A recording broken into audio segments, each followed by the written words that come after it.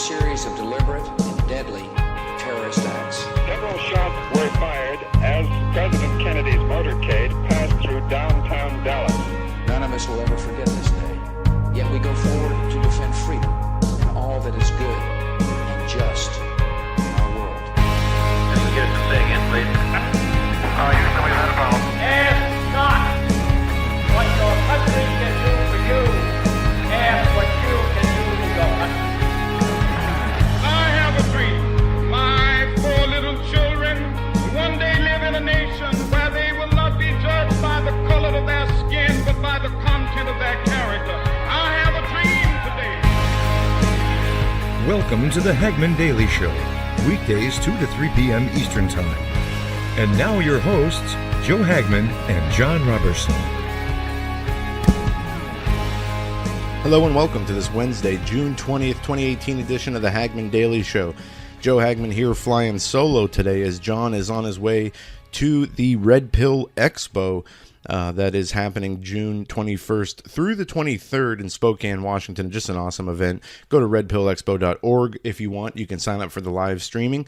Go to hagmanreport.com and you can get a 10 or 15%, I think 15% discount on the live streaming with the promo code Hagmann. So today we have Stephen Menking going to join us for the second half of the show. And this first half hour, I am going to kind of just let loose on this whole manufactured crisis we see in this country that is happening by the exploitation of children. And make no mistake, this is a manufactured crisis exploiting children for political purposes using hyper-emotionalism or emotional hysteria with fake compassion.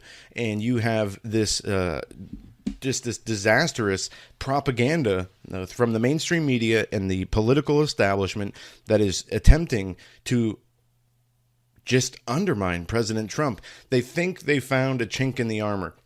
You know, these same people, they didn't care about the child trafficking and this is what I think. This is payback is what they're doing, because what they didn't care under Obama. They saw how they were exposed for their corruption through Pedogate, through the protection of Hillary Clinton, and through the conspiracy against President Trump. And they saw how many people in the truth movement, in the alternative media, were focusing on Pedogate, this in the spirit cooking, in the satanic elite, and their abuse of children.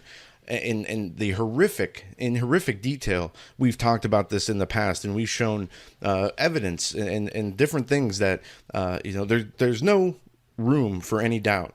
But what they've done is now they've tried to turn this around on President Trump, faking compassion for the children. And I'm going to play right off the bat here. We're going to jump into this video.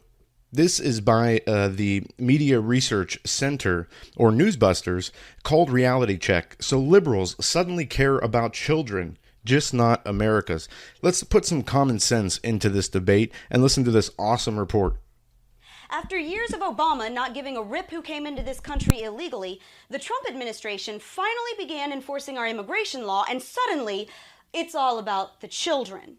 Yeah, the left just got real compassionate real quick. So okay, let's talk about helping children, and let's talk about when they matter and when they don't.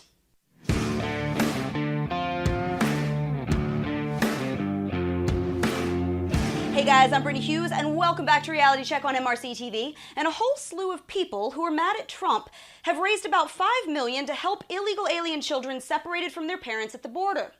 They don't really know what they're going to use the money for yet, but hey, they've raised it. And you know what? They did it almost overnight. So okay, if this is really all about having compassion for kids in need, here are some others that you might not know about. Glad you asked. A 12-year-old little girl named Shania O'Flynn was shot to death in Chicago last weekend after coming down from Michigan to visit her dad. She was a cheerleader, she played soccer, and she would have turned 13 next month. And all she was doing was standing in a park when she was hit in the neck by a bullet from a random drive-by shooting. A 12-year-old boy was shot in the stomach last week in Chicago's East Garfield Park neighborhood. A 4-year-old was shot the week before that. Where's the outrage? Where are the cameras? These are Black American children born right here, living right here in a left-wing city where bullets fall like rain, and the liberals who've run this city for over 100 years don't seem to care. You want to talk about kids fleeing gang violence? Here they are, right here in Chicago. Where is their congressional hearing and their national press tour? And here you go. The number of children in the U.S. foster system has been on the rise for 4 years in a row. We've got nearly 500,000 foster kids currently being cared for by the state and not enough foster families to take them in. About 92,000 of these kids were forcibly taken from their parents because their parents were hooked on drugs. Where were the multi-million-dollar campaigns to benefit them? If this is really about compassion for children who have been ripped away from their parents, here are some. They've been right here for years, and we cannot find enough volunteers to take them.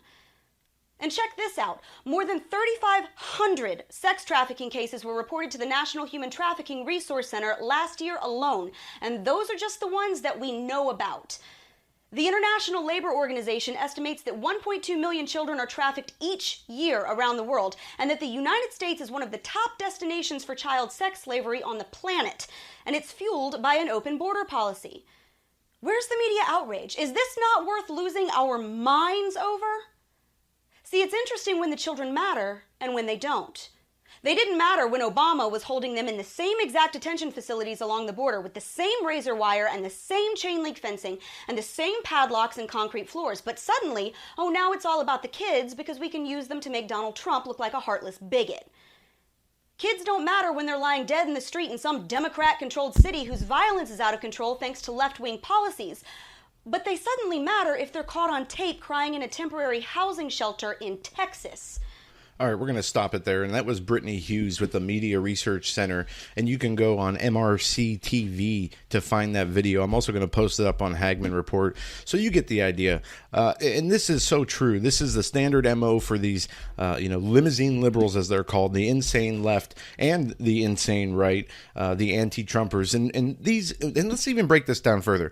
What they're saying, okay, so the main outrage is started with pictures of children in processing centers and one picture of a child who was in a cage who was placed there by his own parents for a PR propaganda purposes at an anti-immigration rally or at a pro-immigration rally. So, and what these really are, and the real issue, I think, is how the Walmarts were turned into these processing centers, just as we warned years ago. But let's shelve that for a minute. We have these children, as we talked about the statistics yesterday, 12,000 out of 12,000 children, 10,000 of them have come alone without any parents. And what they're doing is being placed in these centers temporarily for a day or two or three. And then they are moved into shelters and into families' homes. And even in these processing centers, if you go and do the research, they have PlayStations, TVs, basketball hoops. They're not caged animals. They're not in prison. They even have classrooms. They eat they're taken care of better than they were apparently in their country of origin. So where is the real problem? Peter Chowka has a great piece up, The Real Agenda Behind the Separation of Families, PSYOP meme. For decades, the Democrats have been facilitating the invasion of our country by millions of people who are from, as President Trump once described them, crap hole countries.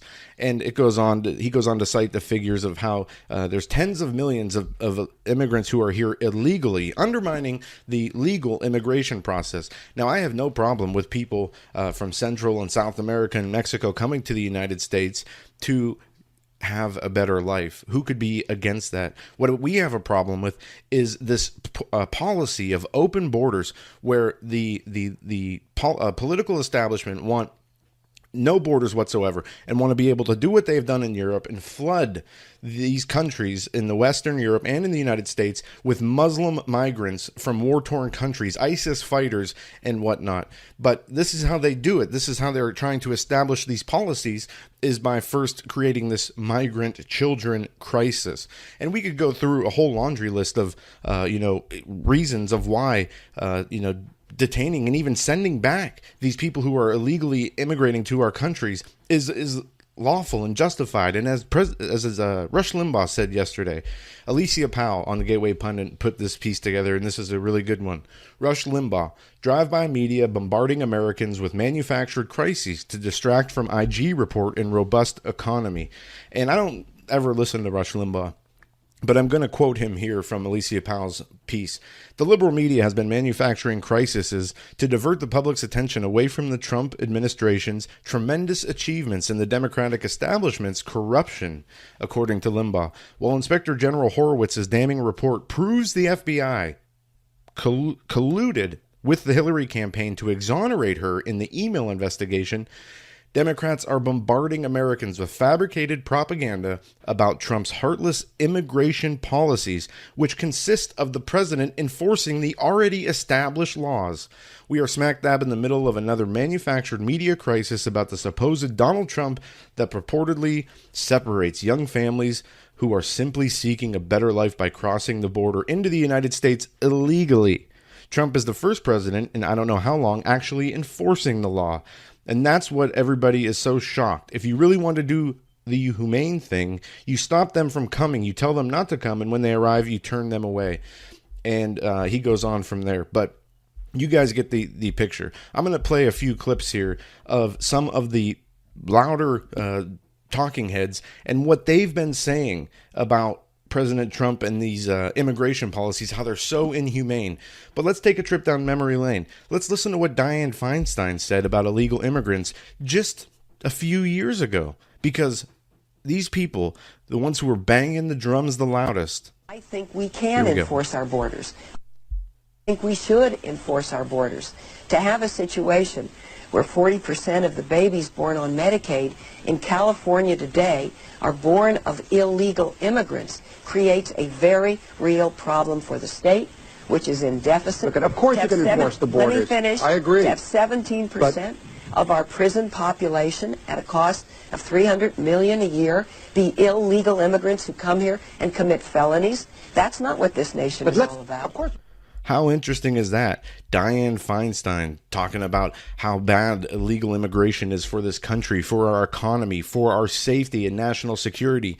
Now she's railing against President Trump about those same immigration policies she was behind. Let's listen to what Chuck Schumer has to say. We must create a system that converts the current flow of primarily low-skilled illegal immigrants into the United States into a more manageable and controlled flow of legal immigrants who can be absorbed by our economy. Let me elaborate. The first of these 7 principles is that illegal immigration is wrong, plain and simple. Until the American people are convinced that we will stop future flows of illegal immigration, we will make no progress on dealing with the millions of illegal immigrants who are here now and on rationalizing our system of legal immigration. That's plain and simple and unavoidable. When we use phrases like undocumented workers, we convey a message to the American people that their government is not serious about combating illegal immigration. Wow. And that's just 1 minute of this 2-minute video. That's Chuck Schumer from 2009. Illegal immigration is wrong, plain and simple. Now, see, these are the same people who are now attempting to pull on the emotional heartstrings of the American public by exploiting this manufactured crisis of pretending to caring for the children, the poor children who are, coming here illegally, who are placed in processing centers before basically being repatriated into an American family. That there is no crisis here. They're creating it. And here, this one takes the cake. Planned Parenthood. You know, the organization that has a 100-year history of murdering babies in the womb? Yeah. Immigrant children deserve to be with parents. America's largest and most lucrative abortion provider received swift backlash on Father's Day tweet that addressed the ongoing controversy surrounding children being separated from their parents who cross the border into the United States illegally. In our hearts and minds today, all the fathers and parents who have been separated from their children at the border. Keep families together. Hashtag Father's Day. Read the tweet on Planned Parenthood's official Twitter page. The tweet also featured illustrations of a parent holding their child with the caption, "You deserve to be together regardless of immigration status." Now, the fact that this organization, which aborts hundreds of thousands of unborn children every year, was talking about children being separated from their parents is just utter and complete hypocrisy and liberal insanity. That's exactly what it is. It is insanity. You want to hear what Planned Parenthood really thinks about children? If you are have children in the room, if you are sensitive to this kind of thing, then turn your radio down. This is Planned Parenthood laughing about and joking about the heads of aborted babies being stuck in the mother and dismembering babies. This is disgusting. But listen to it. These are the same people that want you to have compassion for the immigrant children. Why is the volume? The heads that get stuck that we can't get out. Here we go. Our stories don't really have a place in a lot of pro-choice discourse and rhetoric, right? The heads that get stuck that we can't get out. The heads that get stuck that we can't get out. The hemorrhages that we manage. The hemorrhages those we are all manage. parts of our experience. But these are all parts of our experience. There's no good place for us to share those. The fetus is a tough little object, and taking it apart. Wow. And this lady, the fetus is a tough little object, and taking it apart, I mean, taking it apart one day is very difficult. Oh my God, I get it. These are the sick, evil, satanic people who murder babies in the womb are trying to lecture you on accepting immigrant children. And it's even gone farther than that. What I forget which organization here, I think it was Antifa, put together a list of what to do if you encounter a Border Patrol agent. I don't know if it was Antifa or not here. Let me get the real, find out who it was. But what it did, it had these cards, and it basically showed, it said, move your children out of the way, tell them to shut their eyes, pull a knife out, and cut the ICE agent's heart out. This is the same people who want you to have compassion for the children. And for the people who are comparing these processing centers to German Nazi concentration camps, what's wrong with you? Nobody's dying in these camps. Nobody's starving. Nobody's being gassed. Nobody's being shot. Nobody's being turned into slaves. Do you see what they're trying to do here? It's unbelievable. Even Hillary Clinton in 2016 talked about turning the children away. In 2008, talked about how we needed a wall, how we needed to enforce our immigration policies. But here, it's all Donald Trump's fault. He's locking children up in cages. The heartless prick. How many American people are falling for this? Listen to this. How about this? Let's do this. Rachel Maddow, MSNBC, one of the biggest proponents of abortion, breaks down in tears over the migrant babies being detained. We've been talking about the story all night, but the AP has just broken some new news. Garbage. This has just come out from the Associated Press. This is incredible. Trump administration officials have been sending babies and other young children. Oh, hold on.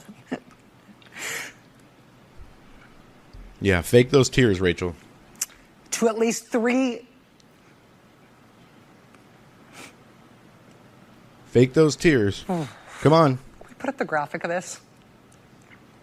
Thank you. Do we have it? No. 3 tender age shelters in South Texas. Lawyers and medical providers. Just. I think I'm going to have to hand this off. Yeah. I don't see any tears, Rachel. That does it for us tonight. We'll see you again tomorrow. Now it is time for The Last Word with Lawrence O'Donnell, where he is live in Brownsville, Texas. Yeah, they care so much. It's such a joke. Don't fall for this liberal lunacy. The focus needs to be on the political corruption, the corruption of the FBI, the corruption of the DOJ. With this 500-page report by the Inspector General that shows not only did the FBI and DOJ criminally conspire to keep Hillary Clinton out of jail during the 2016 elections, they also criminally conspired to make Trump's candidacy fail. On top of that, if he did win, have the insurance policy of the impeachment through the Russia investigation. All this has come out in the last week through this report, this anticipated report that we've been waiting months for. And isn't it amazing? The report drops, and all of a sudden the media's focus goes directly to these children. I wouldn't be surprised if you had congressional hearings with, people testifying of how they took the babies out of the incubators, like they did in 1991. Turned out to be a lie to get us into the Iraq War. How many times are the American people going to fall for this? How many times are the American public going to be duped into believing the lies of the devil? And it won't be long until this causes violence. You just wait. You thought the baseball shooting last year of Steve Scalise and others by that James Hodgkinson was a one-time lone thing? Look at the rhetoric that we're seeing. You have people, congressional aides, in the halls of Congress screaming F you to the president. When the media lies and then makes it seem as though, these children are being harmed, you don't think that's going to lead to violence somewhere? And just wait. Wouldn't it be so perfect, to wrap this whole story up with a little bow, if there was to be some kind of attack on, an immigration, people coming across the border or at one of these centers by some kind of white supremacist? That's not out of the realm of possibilities. I'm half expecting that to happen. You have to pray against it. But they think they've hit the nerve.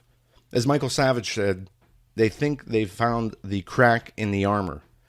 And they're going to exploit what they see as this weakness. How far will they go with it? If they believe the American public is not buying into their lies, in Zbigniew Brzezinski's book, he talks about propaganda, but it's also terrorism. He talks about how they're interlinked completely. You can't have one without the other. You need the terrorism.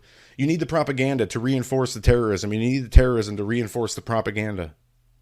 So I would not be surprised if you saw some kind of, whether false flag attack or real, that had the components of immigrants, children, and white supremacists.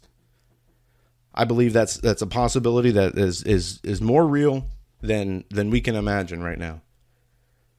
Because as Rahm Emanuel said, the mayor of Murderland, Chicago, never let a good crisis go to waste. And as we are on the run-up to the 2018 midterm elections, they are trying to score as many political points as they can. And what's a better way to do that? They've already exploited the children. Now, how do they put the icing on the cake, so to say? That is my real concern. And I believe the American people, the majority of the American people, see through these attempts to create this outrage, to pull on these, these emotional heartstrings. But we see the president's approval rating is going up. We see that many people aren't falling for it. It's already I believe it's the segment of the population that already hates Trump so much, their hatred for Trump blinds them to any other truth. And we have Stephen Menking with us now. I brought him on. Stephen, for the whole first half hour, I've been dissecting this manufactured child immigration crisis, this psyop for what it is, and exposing these liberal lunatics and their hypocrisy from, the Planned Parenthoods calling for immigrant children to be reunited with their parents, to this whole propaganda mechanism that is not telling the true story about what these centers are and what happens to these children within days after being in these centers. I mean, and right before I brought you on, I said I would not be surprised if we saw some kind of attack or false flag attack, real or otherwise, that had the elements of immigration, children, and white supremacy, because they think they found a chink in the armor. Yeah, I'm with you, Joe. Thanks for having me on here. And it does seem like we are at stage 7 out of 10 in the decathlon in the Outrage Olympics. And I mean, if you take this back 18 months and look at things as they are, I mean, we've gone from, Hitler to Russia to racist to Stormy Daniels to Parkland to all sorts of different things. And this is the latest one. And it is true that there is inconsistency from anti-Trump contingents in terms of their outrage. They are outraged now, but not in different times and different places. And so we can see that all of this is transparently political. Now, it is worth noting that pointing it out to them wouldn't change their minds. I don't imagine that they would change their tactics when presented with, Obama's policies were similar. It was signed by Clinton and everything else like that.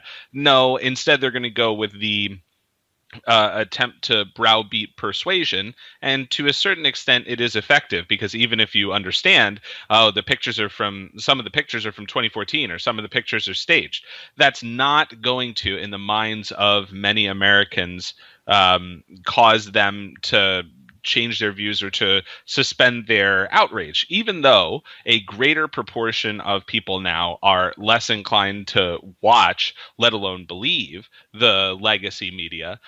There is still a contingent of people who are frankly not involved in these discussions in any great detail. And so in order for something political to cross their path, it has to get dialed up to 15. And so the dialed up to 15 component of this is kids in cages. And so whatever the truth or falsehood of the underlying sentiment or the consistency of it, there are going to be millions of people who just see that and associate with Trump, and who don't do the digging. And for those who do even a cursory investigation, they'll understand some of the reality of the facts on the ground. So what I'd like to see is a solution to this that is effective both in the short term and in the long term. It's a little bit challenging because it seems like in order to do that, we would have to fix the entire immigration system. And that is one area where we can sort of say,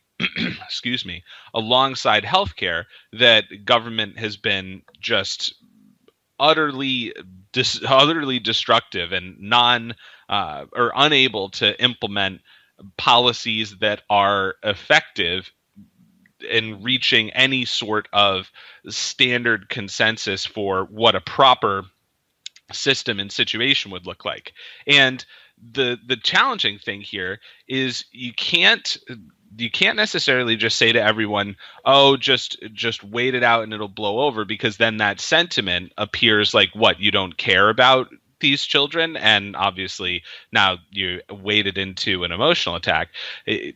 But by the same token, doing even a very quick expose of, okay, here's what the policy actually is, and here's how it's being enforced, and here are the optics, and here's what's happening, that not only subjects you to the same vulnerability as before, but also, even if all of those points are true, even if those are the facts on the ground, those aren't going to matter to people. And so I guess the question is, when we're looking at this situation, what is the ultimate goal of what we're trying to accomplish by addressing it? Clearly, this is something that, quote unquote, needs to be addressed because it's been forced into the public consciousness in a way where not addressing it is telling to a certain viewpoint and from a certain perspective. And that's part of the manipulation strategy of propaganda. You put something out there, and there's a way to address it that is productive for many but non-productive for some. And then if you don't address it, then you can immediately get hit with all sorts of different labels. But we've seen a similar kind of back and forth about immigration, about gun control, about various kinds of hypocrisy. And the trivial thing to point out is that, when we're talking about Korea and the IG report, there's going to be an attempt to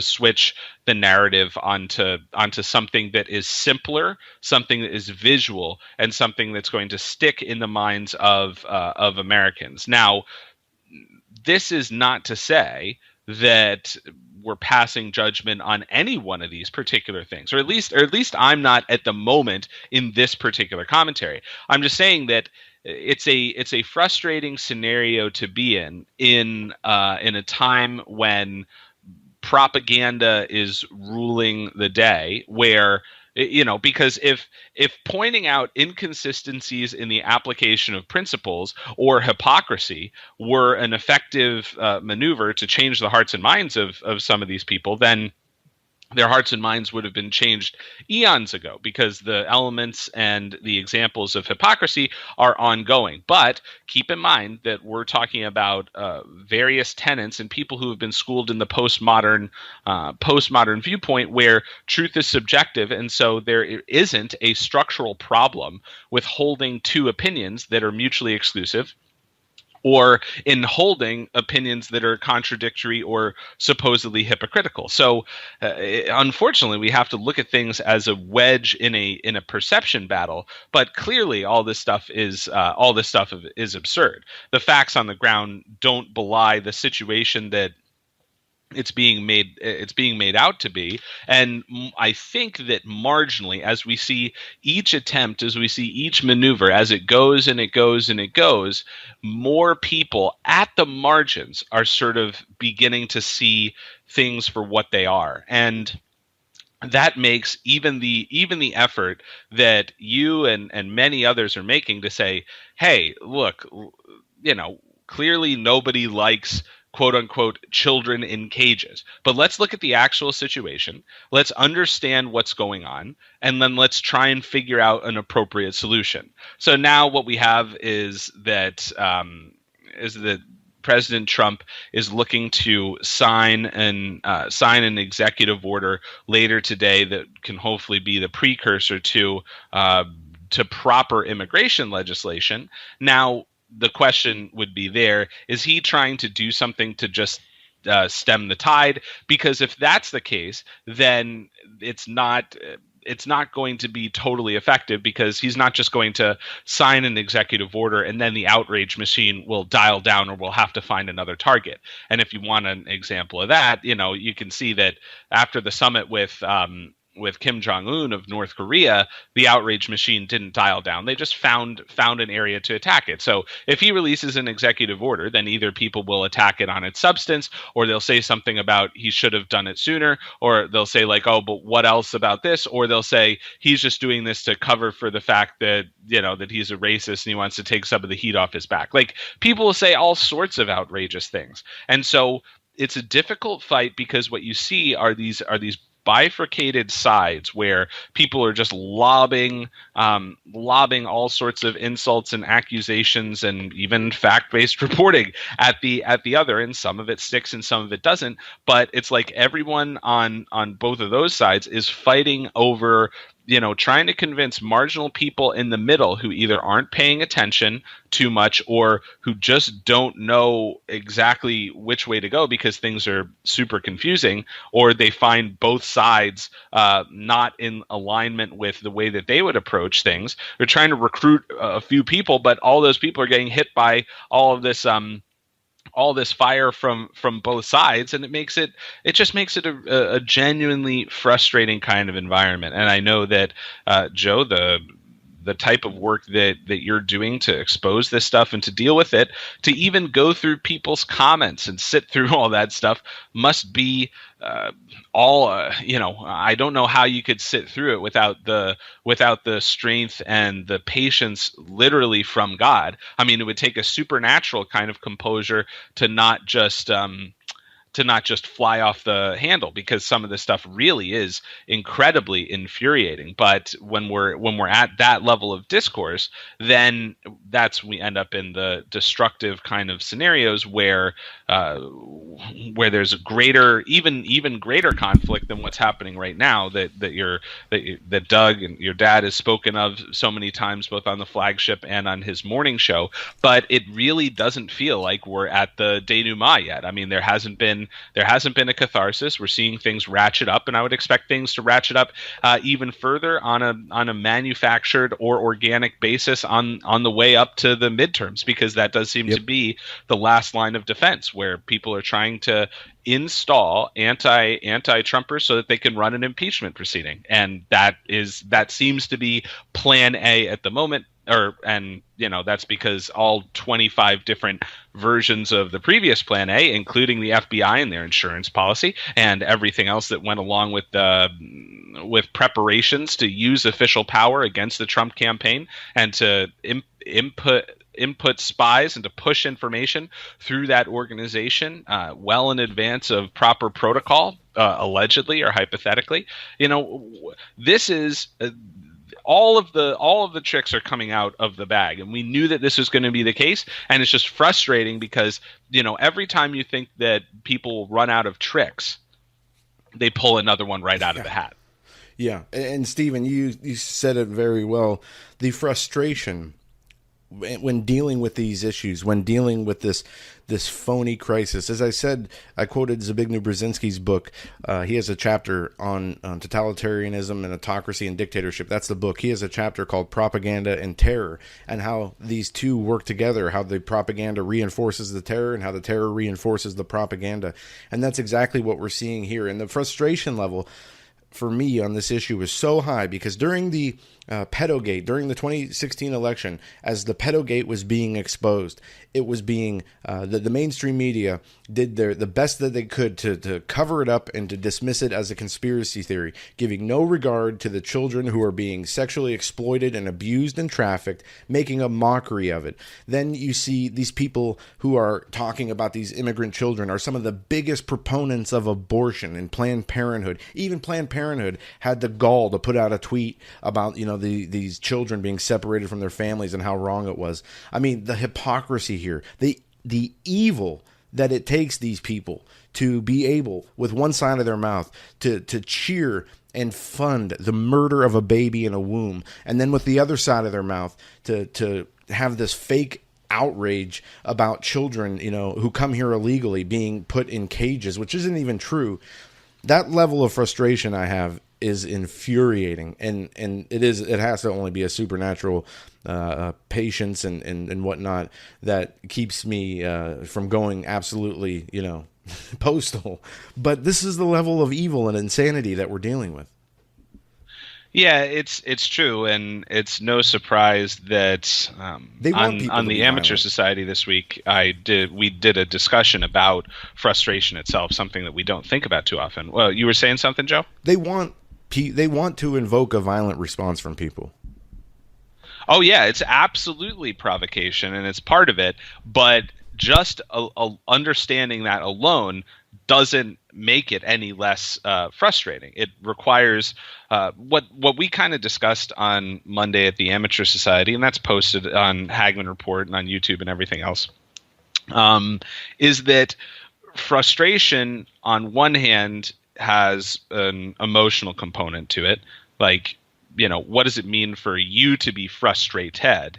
But, what else does it mean for something to be frustrating? And so the connection is, even if you experience something that's frustrating, your level of frustration that you actually experience is going to be determined by a variety of other factors, whether we're talking about environmental or personality-based or just your character. And so your level, your reservoir of patience is going to be important there. And everyone is at a point now where the reservoirs of patience get hammered and drained every single day. And so regardless of how much patience you had to begin with, let's say if we're counting as the beginning of the Trump administration, or even the beginning of this year, even the beginning of this season, whatever reservoir you have is being depleted all the time by what's going on around you.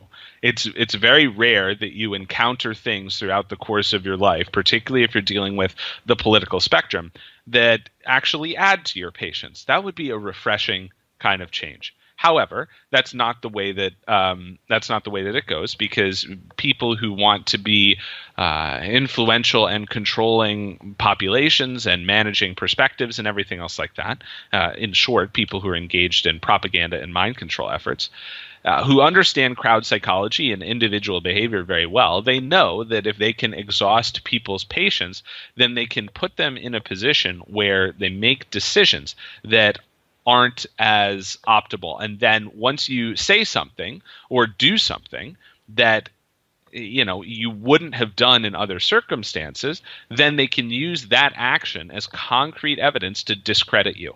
And that is an extraordinary challenge to manage, because it's really effective, because human beings are predictable. And one of the things that's predictable is if, you get poked in the chest enough, and everyone has their own thresholds for that.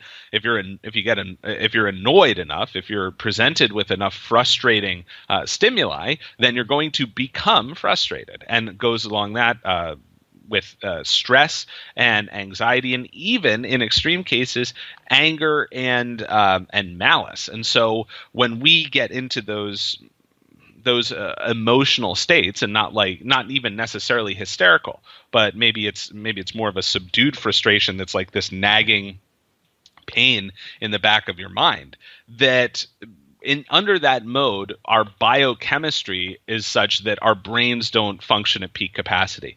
And that's because when we're stressed, our body releases a hormone called cortisol, which stimulates the fight or flight response, which means that less of the body's resources are going to the brain. And so people make bad decisions when they're stressed or under emotional duress. And that is the idea, to put people in a situation where their responses are less predictable, are less constructive. And if you have a whole group of people in that kind of mind state, then it makes it almost impossible for them to organize and to unify and to present opposition.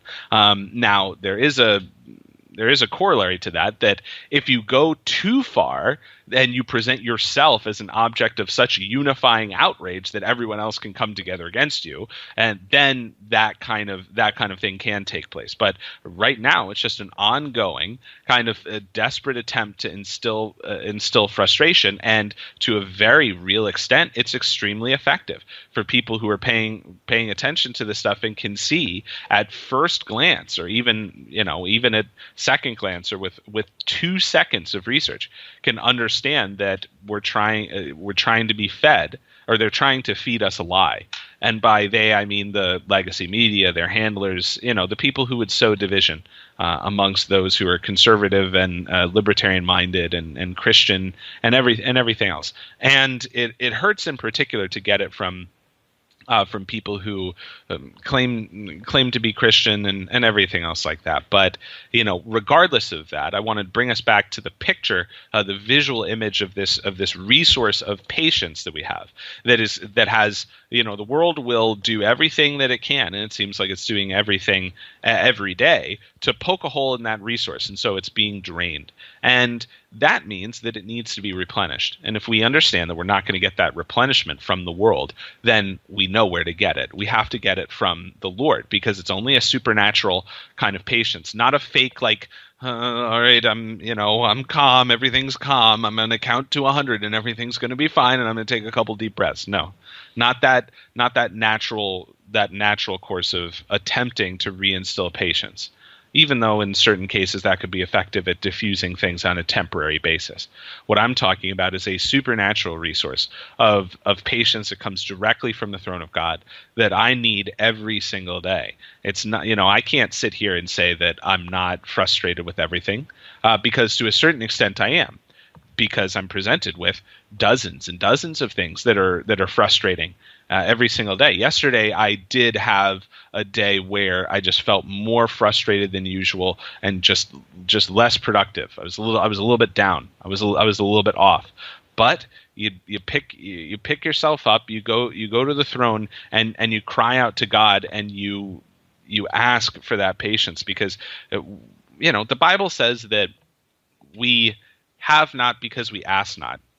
And so I would suggest, in fact, I would highly recommend that everyone here, if you're frustrated by these events the same way that we are, and I imagine that you would be, given that you're listening here, that you go to God and ask for that patience, because we're not going to stop experiencing things that are frustrating. Never, I don't think. But what we can do is expand the reservoir of patience that God gives us. So let's read a psalm. And let's understand the heart of the Father towards us in these matters, because He's called us to have joy through trials. And that doesn't mean that the trials don't have a propensity for taking away our joy. It just means that our joy has to be so great that even when it is drained, that it will be maintained. And proper perspective would even view a trial as ultimately being beneficial. It's just, for me, I've been a Christian for fewer than 5 years, and so maybe when I've been walking with the Lord for 50 years, I'll have a better handle on what that actually means to take joy in trial. It's still a little bit difficult for me at this stage, to be quite honest, particularly given what we're facing. But let's go to the Word of God. Let's go to Psalm 57. So I'm going to be reading this from the New King James Version. This is a psalm of David when he is on the run and fleeing from Saul. As a matter of fact, I changed my mind. I think the one that I had circled that is even more appropriate is Psalm 56. So close but no cigar. There's nothing wrong with Psalm 57. Go there and check it after, but I'd like to read Psalm 56 instead. It's a similar kind of setting. It is David, but not when he's running from Saul. It's after he's been captured by the Philistines. So Psalm 56 from the New King James Version. Be merciful to me, O God, for man would swallow me up. Fighting all day he oppresses me. My enemies would hound me all day, for there are many who fight against me, O Most High. Whenever I am afraid, I will trust in you. In God I will praise his word. In God I have put my trust. I will not fear. What can flesh do to me? All day they twist my words. All their thoughts are against me for evil. They gather together. They hide. They mark my steps when they lie in wait for my life. Shall they escape by iniquity? In anger cast down the peoples, O God. You number my wanderings. Put my tears into your bottle. Are they not in your book?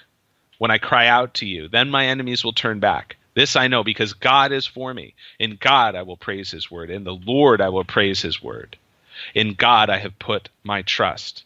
I will not be afraid. What can man do to me?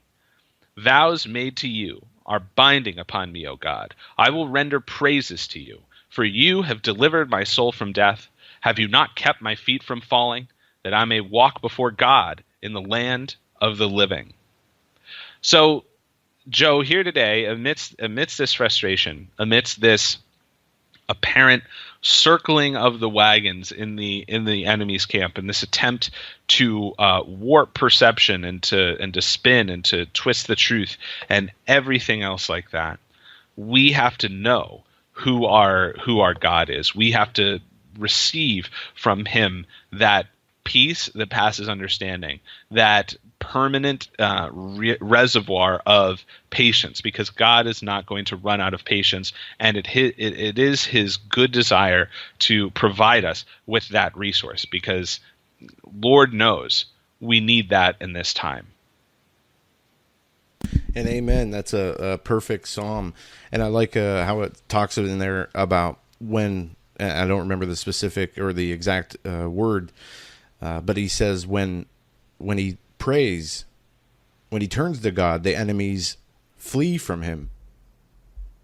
And how, that constant bombardment, but when he calls upon God, they turn away from him, because there's nothing that they can do, as God is the most sovereign and powerful God that we have, and no evil can usurp his authority. And that is very refreshing and reassuring in these times that we live in. And we need that today. We do. Absolutely. Prayer is our friend. And it's something that in these frustrating days, I find myself praying more and more, praying, for the Lord to give me the right words during the show, to point me in the right direction in my research and in my interactions with people. We need that protection and we need that guidance. Otherwise, just look at this world we live in. We can be tossed one way or the other without having that foundation. And it's so important today as we see all the enemies of heaven really coming together and focusing that energy on believers, on Jesus and that hatred that's manifesting each and every day in our society. And it's expected. The Bible told us to expect it. In these last days, we will have men will become lovers of self, lovers of money, lovers of pleasure rather than lovers of God, and on and on and on. How they will hate you. All who believe in Christ Jesus shall be persecuted. We're told these things, but we also are told that our reward and our redemption is here. And we just need to have faith in the Lord and walk out His will for us here, and we will be okay, despite what we go through on this earth. Yeah, it's absolutely true. And of course, just listening to these words alone, just listening to this kind of conversation and this kind of dialogue is not in and of itself going to put everyone in a right mindset, put everyone in the right kind of position. It is really up to each and every one of us to press into God for ourselves. We can certainly pray for you. We can certainly lift you up before the throne, and that is a real power. That is a real source of provision and help. But I would encourage everyone to cry out to the Lord for themselves. He knows exactly what you need, and He has created you for such a time as this. He's called you into the world here to be experiencing what you have experienced. He knows what you're going through, and He knows what you will go through. And He wants to give you the resources to handle what is coming, not just today or tomorrow, but what is coming in future seasons. And so a continual prayer of mine is, God, make me ready for what's next. Make me ready for the next season, because I don't know. I don't know what's coming. I can't peer into future events. We can see things to a certain extent by understanding the times and the seasons that we're going through because of the insight of Scripture and the insight of prophecy. But as for each one of us, we do have to look at these Psalms, look through Proverbs, press into the Lord, engage in these basic core spiritual disciplines that will allow us to find our footing, because it seems like the world and the enemy ultimately want to put us on a tightrope where if there's any slight misstep, then it can begin a cascade of events where we end up losing our balance and plummeting into a place where we don't want to be. And even though God has the power to lift us out of those kind of places, what we need is to make sure that our path is steady, and that instead of a tightrope, that we would receive the resources from God so that we would be walking on a more stable foundation, the foundation of the completed work of Christ on the cross, the foundation of the Holy Spirit and the gifts and the promises that He has given us and wants to give us, including the patience that we need to deal with the frustration of these times. Because, Joe, there's nothing special about me or any one of us. We're people. Right. And so the frustrating elements that we deal with every single day take their toll. And so just to bring it on home, the core image here that I want people to take away is this idea that, you have a bucket or a container that is filled with patience. And if as the world begins to poke holes in this, then that resource drains. And if we're not receiving both a fresh resource of patience and the perspective from God that allows us to patch up those holes, then we're going to end up in a situation where we experience the negative emotion of frustration, and that can throw off our decision making and put us in a position where we end up doing things that we have to repent for ultimately, and that are counterproductive to the very things that we would want to see accomplished for the sake of God's kingdom. Because this is just it's a remarkable time. And you just made a great point, Stephen, and I want to thank you for basically the last few weeks reminding me about this, about the words, that how important it is to watch the words that come out of our mouth. And so often I find myself, I do monitor other news networks, CNN, MSNBC, or I'll watch clips to see what, crazy things they're saying. And I'll find myself, screaming stuff like, oh, F you. And I'll have to stop and pray and ask forgiveness. I'm getting better at it. But when I think, that every word that I've spoken, I'm going to have to be held at account for, that's a frightening thing. So I'm been actively working to take better control of exactly what does come out of my mouth, because it does play a role, and it does affect things, and we need to understand that these actions, even our words, have consequences. Yeah, amen to that, and I'm right there with you, Joe, because that's just what we need to do in these pivotal times. And I do have to jump, but thank you so much for the opportunity to come on with you and to speak with your tremendous audience. If people want to get a hold of me, drop me a line. ontheobjective@gmail.com is the email address. Our website is ontheobjective.org. Best way to stay up to date with everything is to just subscribe to our YouTube channel and follow our Twitter feed. Just type in On the Objective and we'll come up on those platforms. But God bless you, Joe. I pray that God would keep you and everyone at the Hagmann Report. Thank you for the service that you're performing for the body of Christ, and may God give you patience in this hour and discernment to know where to go, what to do, how to speak, everything else. If we're not guided by his hand, then we're going right off a cliff, my brother. That's right, and thank you, Stephen. And I'm going to post this show up on YouTube, and I'm going to put it up on the website, so it'll be up there, so you can disseminate it if you want. But thanks for joining us today, and we will speak with you next week. Fantastic. God bless you. Take care, Joe. God bless you too. All right, that was Stephen Menking.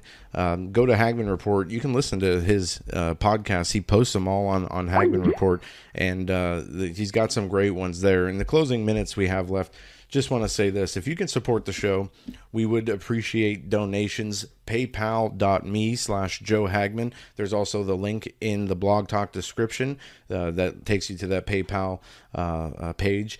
Or if you can support us through supporting or purchasing supplies from our sponsor, simplycleanfoods.net. They got the best survival storable food, GMO-free, and they have all kinds of other survival gear and equipment there. It's your one-stop go-to shop for all your survival and storable food and equipment needs. And you use promo code SimplyClean, and you receive a 10% discount. And that helps fund this show also. So I want to thank every and anybody out there for supporting the show. What will we see with the president today? We're hearing word that there's going to be some kind of executive action that the president's going to sign that's going to keep the children with their parents. But there's a bigger issue here. We've been talking about this, the child trafficking aspect. How is it that 10,000 out of 12,000 children come here without adults at all? And then I've been reading stories all morning about how you have, dozens, if not hundreds of children coming over with adults who are not their parents, and how much of the child trafficking issue is intertwined in this child immigration problem that we see. And then the last issue is these Walmarts. In 2013, 2014, we talked about how these Walmarts, had some eerie similarities to the detention centers and how they were closing down for reasons that didn't make any sense. And they had been putting up guard towers and barbed wire fences, and we were called kooks and conspiracy theorists. But what happens? These Walmarts reopen as processing centers for the Department of Homeland Security and Border Patrol. That is a whole nother separate issue we need to talk about, because it is so important. And if that stuff is true, what other things, we were talking about this last night, have we talked about in the past that we were called crazy for talking about that have turned out to be true? I'm sure there's a lot of them out there. But anyway, I want to thank everybody for joining me today. Let us know if you like the show. Give us a shout out via email or however you want to do it. We appreciate each and every listener we have out there, and we will continue to focus on the important issues and topics of the day. God bless everyone. We'll see you at Hagmann Report tonight with Steve Quayle and Pastor Langford for 3 hours, and then we'll be back tomorrow here.